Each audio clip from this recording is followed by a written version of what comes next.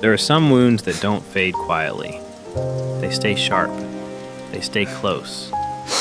And the anger that comes with them doesn't feel sinful. It feels honest. You were wronged. Not in a small way. Not in a way you can laugh off later. Someone chose against you. Someone crossed a line. Someone did something they knew would hurt. And the anger that followed didn't feel like rebellion. It felt like clarity. Like the only sane response to injustice. You didn't go looking for this anger. It was handed to you the moment they chose what they chose. And now it sits in your chest, heavy, tight, immovable.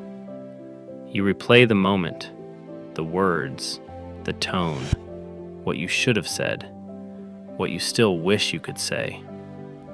And part of you believes that if you let this anger go, you're letting them off the hook. That forgiveness would be weakness, that peace would be denial, that moving on would be betrayal of yourself, of the truth, of what's right. So you hold on to it because it feels earned. And maybe, in some way, it is. Here's what almost no one tells you about justified anger. It doesn't stay justified for long.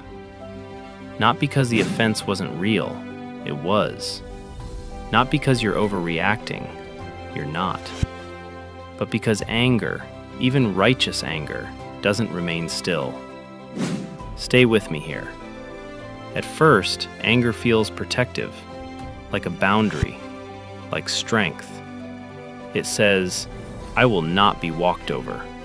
I will not pretend this didn't happen. And that's not unreasonable. But slowly, almost quietly, the anger that was meant to protect you begins to consume you. You notice it in small ways. The way their name tightens your chest. The way a random memory hijacks your whole afternoon. The way you rehearse conversations that will never happen. Justice you'll never see. Closure that never comes. Here's where it gets heavy. The person who hurt you may have moved on.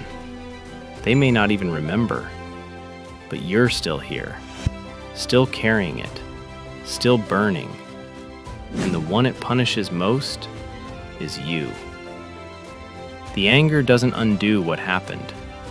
It doesn't restore what was lost.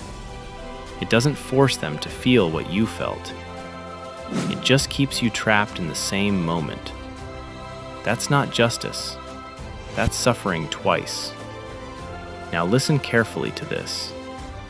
Scripture does not deny anger. The Bible doesn't pretend it doesn't exist, but it does warn us. Be angry and do not sin. Do not let the sun go down on your anger, and give no opportunity to the devil. Ephesians 4:26-27. Be angry and do not sin. Two commands in the same breath. Paul isn't saying anger itself is the problem. He's saying what we do with it matters. How long we hold it matters. Because anger that lingers becomes an open door. Not to justice, but to something darker. David understood this. Refrain from anger and forsake wrath. Fret not yourself, it tends only to evil. Psalm 37:8. David doesn't deny the pain. He doesn't deny betrayal. He says, anger tends, it leans, it drifts, even when it begins justified. And then David writes something else, something revealing. The Lord is merciful and gracious, slow to anger, and abounding in steadfast love. Psalm 103:8. Slow to anger, not incapable of it, not blind to injustice. Slow. God sees sin more clearly than you ever could, and still, He is slow. And we are called to reflect him. James puts it plainly. Let every person be quick to hear, slow to speak, slow to anger. For the anger of man does not produce the righteousness of God. James 1:19-20. This part matters. The anger of man, even justified anger, does not produce the righteousness of God. Not because you're wrong, not because the offense didn't matter, but because anger was never meant to be a long-term home. So what do you do with anger that feels earned? Here's the turning point. You don't bury it. You don't deny it. You don't pretend you're fine. You bring it to God. Not as performance, not as theology, but as honesty. You say, this is what happened. This is how it hurt. This is what I'm still carrying. And you let him sit with you in it. God is not shocked by your anger. He is not offended by your honesty. What he wants is for you to stop carrying it alone. Because there comes a moment, and only you will know when it arrives, when you're invited to release it. Not because they deserve it, but because you do. You deserve rest. You deserve quiet. You deserve to stop being defined by what someone else did.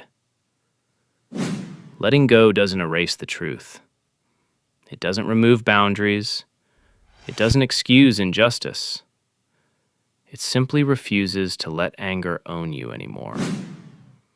And when you release it, you make room for something else. Healing, clarity, peace. The kind that doesn't come from being right. The kind that comes from being free. Before you go, sit with these questions. Don't answer them out loud. Just hold them. First, what would it feel like to wake up tomorrow without this anger in your chest?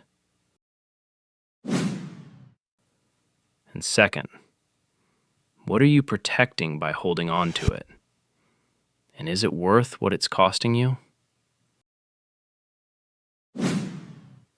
May God bless you to be a man or woman after his own heart.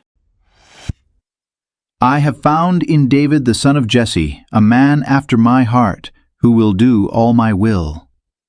Acts 13:22.